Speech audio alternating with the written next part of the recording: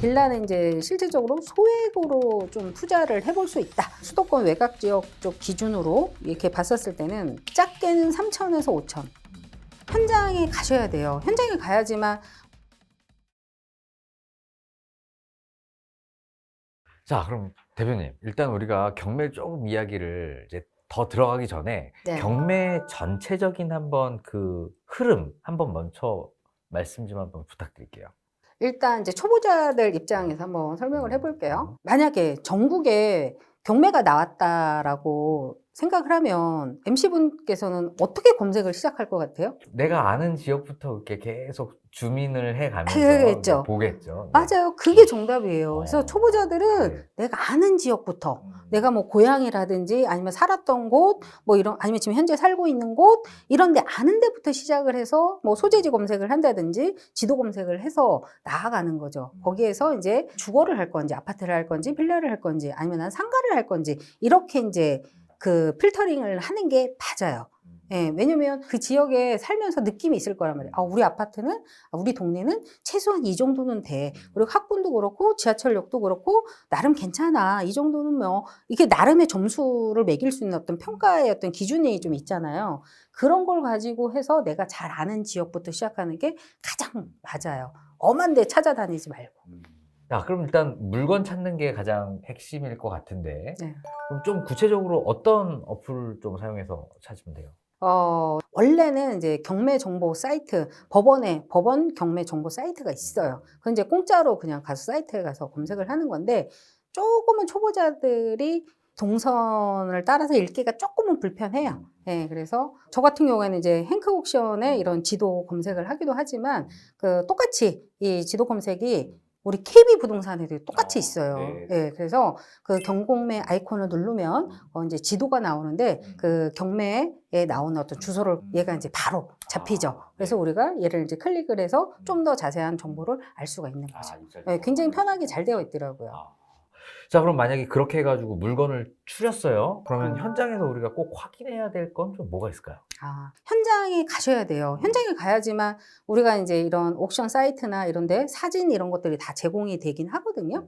근데 사진이라는 것도 우리가 뭐 수백 장, 수천 장이 올려지는 게 아니라 그냥 몇 장 정도 그냥 대표적인 이미지만 있는 거라서 4층에 빌라를 갖다가 만약에 물건을 낙찰받고 싶어. 근데 4층이면 옥상이잖아요. 거의 위에 탑이.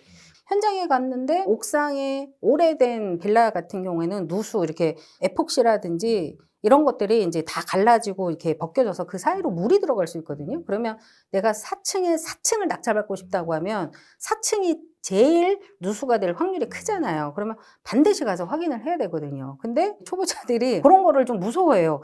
아니, 현장에 가면 잡아먹을 사람도 없는데 왜 이렇게 현장을 가는 걸 무서워하는지 이걸 안 하시는 분들이 가끔 있어요.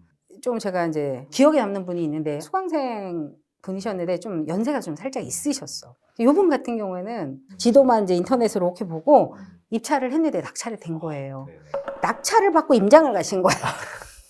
순서 바뀌었군요. 순서가 바뀌었죠. 네네네. 그래서 낙찰 받고 그때 가서 임장을 갔는데 우리가 사진에는 언덕배기의 느낌이 없잖아요. 모르잖아요. 사진에 무슨 여기는 언덕이요 이렇게 나오지는 않으니까. 근데 이분이 이제 낙찰 받고 올라가는데 언덕인 거야. 자기도 올라가다 반쯤 올라가다 다시 내려왔어. 나 못 올라간다고. 하여튼 그래서 다행히 금액이 아주 크지는 않아서 잔금을 안 치르셨어요. 네. 차라리 10% 손해 보는 걸로. 예, 왜냐면 이제 언덕이 너무 높았기 때문에 그 우리가 매매를 해야지 어쨌거나 수익이 나오는 건데 그렇죠. 네. 팔기가 쉽지가 않다. 않아 보였거든요. 그래서 이제 본인도 이제 그냥 입찰 보증금 포기하고 그다음에 이제 다른 걸로 이제 낙찰을 받아서 수익을 갖다 메꾸긴 하셨지만 어쨌거나 제 기억에는 굉장히 인상이 깊었던 어떻게 임장도 가보지 않고 낙찰을 받았던 그분이 갑자기 생각이 나네요. 임장이 중요하군요. 네네네. 네. 그럼 우리가 이 경매를 딱 낙찰 받을 때 최소 금액 단위가 좀 있을까요? 이 정도는 있어야지 그래도 낙찰 시작할 수 있다. 그렇죠. 경매 시작할 수 있다. 네. 그거는 뭐 지역마다 또 물건마다 좀 다르긴 해도 제 기준으로 하면 저는 이제 비조정 지역 인천을 좀 많이 보는 편이기도 해요. 또는 뭐 경기도 쪽. 그게 이제 아파트 같은 기준은 내가 이제 무주택이라고 하면 뭐 또는 생애 최초 이렇게 하면 70% 80% 정도가 나와서 내 자본이 별로 그렇게 많이 들지는 않아요. 그래서 한 아파트 기준으로는 한 8천에서 뭐 1억 내외 정도고. 아, 유주택자도 가능하겠군요. 그쵸, 비조정 지역이니까. 비조정 대학은 어차피 유주택자도 가능하니까요. 예. 경매 낙찰 대금이 나올 테니까. 그럼요. 네. 그래서 수도권 안에서도 뭐 인천이라든지 경기도 이런 데도 있고, 사실 뭐 대전도 있고, 우리가 대구도 있고, 부산도 있고, 울산도 있고, 다 비조정 지역이에요. 그런 데는 오히려 대출이 되게 자유로운 편이거든요. 그래서 그런 거 활용하셔도 좋고, 그 다음에 이제 빌라.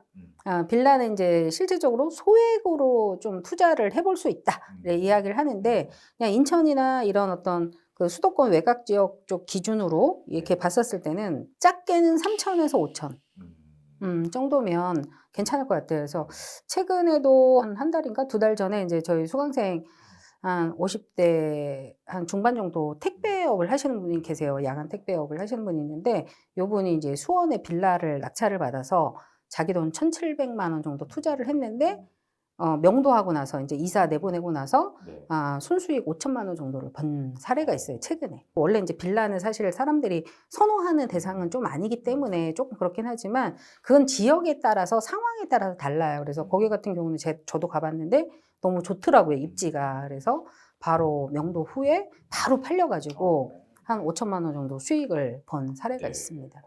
이게 가능은 한데 이게 흔한 사례는 아닌 거죠.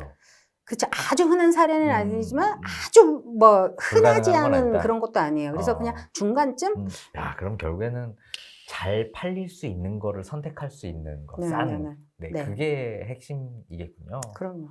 물건을 이렇게 자주 본다고 이렇게 그 눈이 길러지나요? 엄청 길러져. 아, 그래요? 보는 것만으로도? 네. 저는 초보 시절에 한 자리에 앉아서 20시간을 검색해 본 적이 20시간이요? 있어요. 와, 대단하신데요? 제 느낌은 한 대여섯 시간 흘렀다고 생각했는데 20시간을 갖다가 앉아서 동이 떠올 때까지 그걸 하고 있더라고요. 그래서 지금은 뭐 그렇게는 안 하지만 초보 시절에 기본 대여섯 시간은 했던 것 같아요. 그냥 한 번 꽂히면 약간 좀 안 움직이는. 일주일에 물건이 계속 바뀌니까 일주일에 그쵸. 5시간, 6시간씩은 일단 물건 검색을 계속 하셨다는 거죠? 예, 그래서 그 물건을 많이 본다고 해서 그 임장을 다 가면 좋겠지만 체력적으로 그게 또 안 되고 뭐 우리가 실제 입찰을 할 수 있는 건 아니니까 그래서 그렇게 검색을 하다가 거기에다 이제 메모를 해놓는 거예요. 아, 얘는 내가 생각하는 입찰가 아니면 수익 구조를 여기다 이제 메모를 해놓고 얘가 이제 낙찰이 어쨌거나 이제 시간이 좀 나오잖아요. 그럼 내가 생각했던 입찰가하고 요 낙찰가 이 사람이 실제 받은 낙찰가가 차이가 얼마나 있을까 또는 이 사람은 어떤 식으로 수익 구조를 생각하고 이 입찰가를 썼을까를 역으로 이제 계산을 해보는 거죠. 그럼 그것도 공부가 엄청나게 많이 돼요. 자, 그럼 결국에는 제가 딱 듣기로는 잘 팔릴 만한 이런 물건을 선택하는 게 중요할 것 같은데 어떤 물건을 선택해야지 이게 잘 팔려요? 일단 주거로 먼저 이야기를 해보면 주거 같은 경우는 그 선택의 여지가 주부 여자 관점으로 보시면 돼요. 주부의 관점. 초등학교 기간에는 엄마들이 이사할 생각을 별로 안 해요. 아이가 굉장히 예민해질 수 있다 이런 생각, 친구들의 어떤 관계도 그렇고 그러다 보니까 초등학교가 주변에 있으면 거의 그냥 한 붙박이 6년은 그냥 끄떡없이 주변에 있을 것이다. 그래서 학교를 좀 보는 편이고요. 그 다음에 두 번째는 저는 이제 개인적으로 교통. 수도권 같은 경우는 이제 서울에 접근성이 있는 지하철이 있냐 없냐를 많이 봐요. 그래서 서울로 아무래도 이제 출퇴근하는 사람들이 많으니까 강남으로의 접근성이 더 좋냐, 그 호선을 가지고 있냐, 지하철 노선 이런 것들을 좀 보면서 많이 투자를 하고 있죠. 네, 교통과 학교. 예, 그것만 봐도 아마 기본적인 거는 아마 조금 해결이 될 거예요. 거기에 이제 부가적으로 주변에 그런 편의시설, 뭐 마트 이런 것들, 백화점, 뭐 이런 것들, 공원 이런 것들이 있냐 없냐를 따지는 거지. 가장 중요한 거는 저는 수도권 안에서는 교통이나 이런 학군, 뭐 이런 것들인 것 같습니다. 일단 뭐 낙찰을 받고 나서 인테리어, 뭐 리모델링 이런 것도 하시잖아요. 요즘 뭐 직접 예전엔 보니까 직접 하셨던 것도 같은데 요즘 직접 하세요? 아니면 또 누굴 좀 이렇게? 지금은 이제 뭐 돈이 좀 있으니까, 예, 돈이 있으니까 이제 사람을 써서 하기도 하는데 예전에는 뭐 진짜 몇 년간은 직접 다 했는데 뭐 제가 알고 뭐 한 건 아니고 그냥 돈이 자꾸 인건비가 자꾸 드니까 그래서 인테리어는 이제 케이스인데 저는 이제 너무 허름하다. 허름하고, 아, 얘는 위치하고 여러 가지 입지가 좋은데 너무 안이 내부가 너무 조금 별로다. 이랬을 때는 인테리어를 좀 하는 편이에요. 좀 강하게. 예, 뭐 이렇게 너무 화려하게 하진 않더라도 기본적으로 하는 편인데 차라리 인테리어 하면서 자기가 머리 스트레스 받느니 차라리 다 해놓은 얘를 사는 게 더 낫겠다 이 생각을 많이 하죠. 그래서 뭐 요즘은 조금 이제 좀 허름하다라고 하면 인테리어를 해서 오히려 값어치를 높여가지고 파는 편입니다. 그럼 만약에 요즘 제가 뭐 시세를 잘 몰라서 방 3개다, 빌라다, 인테리어를 그래도 좀 힘을 좀 준다. 얼마까지 좀 쓰셔서 하세요? 임대냐 매도냐의 차이인데 임대는 사실 그냥 기본적으로 가볍게 해요. 뭐 이렇게 불편하지 않을 정도. 근데 이제 매매는 결국은 이 상품을 가지고 파는 거잖아요. 네. 그래서 조금은 힘을 주려고 해요. 그렇다고 이제 뭐 돈을 많이 쓴다 이 개념이 아니라 뭐 조명에 포인트를 준다든가 뭐 싱크대에 포인트를 준다든가 여자들이 이렇게 보는 어떤 면들이 있다는 거죠. 그래서 뭐 방 3개, 화장실 2개요. 이 정도 한다고 하면 일반 시장에서는 한 4천, 5천을 한다면 저는 한 2,500 정도? 할 그 수 있을 것 정도에 충분히 가능하다는 거죠? 네네네. 이게 가능한 거는 대표님이 많이 알기도 알고 하지만 때문에 그래요. 네, 그리고 이제 그 일을 해주시는 분하고도 또 친밀하고 이러기 때문에 이 가격이 나는 거죠. 턴키로 하세요? 아니면 부분 하세요? 저는 거의 다 부분 키로 하죠. 부분 키로. 그러니까 가능한 가격이죠. 그렇죠. 턴키는 그 업체의 마진이 좀 더 많이 들어가야 되는 부분이 있어서 못하는 건 아니지만 어쨌거나 부분적으로 제가 다 업체를 알아서 제가 핸들링을 하고 하는 거하고는 차이가 좀 많이 나긴 하죠.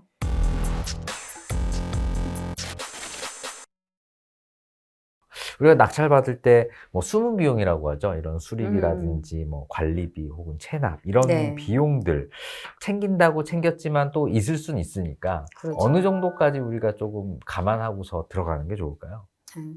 보통 이제 아파트에서는 이제 숨은 비용이라는 것들이 실질적으로 경매에서는 이제 그런 매각 명세에 나와 있지는 않지만 뭐 미납 관리비가 실질적으로 막 몇백만 원에서 몇천만 원이 밀리는 경우가 있어요. 예, 근데 이제 이걸 거꾸로 한번 생각을 해보면 채무자는 이제 자기가 이제 좀 경제적으로 안 됐잖아요. 그러다 보니까 약간 자포자기하는 셈으로 얘를 안 내기 시작을 해요. 근데 그게 경매가 하루아침에 이제 해결이 되고 하는 게 아니다 보니까 한 1년 이상 또는 그 전부터 밀렸다고 하면 뭐 2년 이상이 될 수도 있고 요런 아이들이 착착착착 쌓여서 몇백만 원에서부터 어디는 몇 년 동안 공실인 경우도 있거든요. 그런 데는 뭐 1,000만 원 이상 이렇게 나오기도 해요. 그게 이제 숨은 비용이죠. 그래서 이제 요런 어떤 해결 방법은 아파트 같은 경우에는 우리가 이제 임장 조사를 할 때 그 관리소에 가가지고 요 몇 동 몇 호가 경매가 나왔으니까 그 물건지 인쇄를 해서 가서 보여주고 여기에 혹시 미납관리비가 얼마 있습니까? 라고 하면 알려주세요. 물론 이제 가끔 요즘 이제 개인 보안 때문에 안 알려주시긴 하는데 말을 잘 하시면 그래도 뭐 대략 한 300 밀렸어요. 350 밀렸어요. 라고 하면 그 비용을 갖다가 결국은 입찰가에 산정을 하셔야 돼요. 수익률에. 그래야지 내가 최악의 경우는 내가 낙찰을 받으면 이 돈을 내고 들어와야 되겠다라는, 왜냐면 채무자가 낼 가능성은 별로 없거든요. 그래서 그걸 갖다 이제 수익률에다 같이 넣어야 되는 부분이고, 그리고 여기서 또 하나의 팁을 드리면 전용하고 그 공용이 있어요. 전용이라는 거 내가 이제 우리 집이다 그러면 우리 집에서 밟고 돌아다니는 그 공간을 이야기를 하는데, 공용은 뭐 엘리베이터라든지 뭐 지하 주차장이라든지 등이라든지 이런 것들은 다 공용. 내가 한 달 출장을 갔다 왔어도 그거는 엘리베이터는 돌아가고 계단에 등 이런 것들은 다 움직이는 거잖아요. 그래서 그거는 이제 판례에서 낙찰을 받았어도 공용에 대해서만큼은 낙찰자가 지불을 해야 된다라는 판례가 있습니다. 그래서 그런 것들을 나중에 이제 관리소에 가서 낙찰을 받고 혹시 이 300만 원이 만약 300만 원이 밀렸다고 하면 혹시 어느 만큼이 공용이고 어느 만큼이 전용입니까? 라고 물어보면 내가 이제 공용에 대해서는 내도 되지만 전용에 대해서는 안 내도 될 수 있다라는 그런 판례가 있으니까 참고하시면 좋겠죠. 빌라는 딱히 관리비라는 개념이 없어요. 그래서 빌라에서는 관리비 때문에 그렇게 이 사람 낙찰자한테 요구를 하는 경우는 거의 없고, 이제 우리가 신경 써야 될 것들은 혹시 아까도 이제 말씀드리긴 했지만 이게 누수가 있다든지 외곽에 막 이렇게 크랙이가 있어. 그러면 이거는 근데 내가 반드시 낙찰을 받고 싶어. 여러 가지 입지가 좋아서. 그랬을 때는 그 공사비를 또 수익률에다가 넣어서 돌려야 되겠죠. 그래야지 공사를 하고도 내가 돈이 남는다고 하면 입찰을 들어가야 되겠지만 공사가 되게 커서 돈이 많이 들어갈 것 같아. 그러면 그거는 이제 입찰을 하지 않으셔야 되겠죠. 그 사이에 한 달 사이에도 막 몇 천만 원이 올라오기도 하거든요.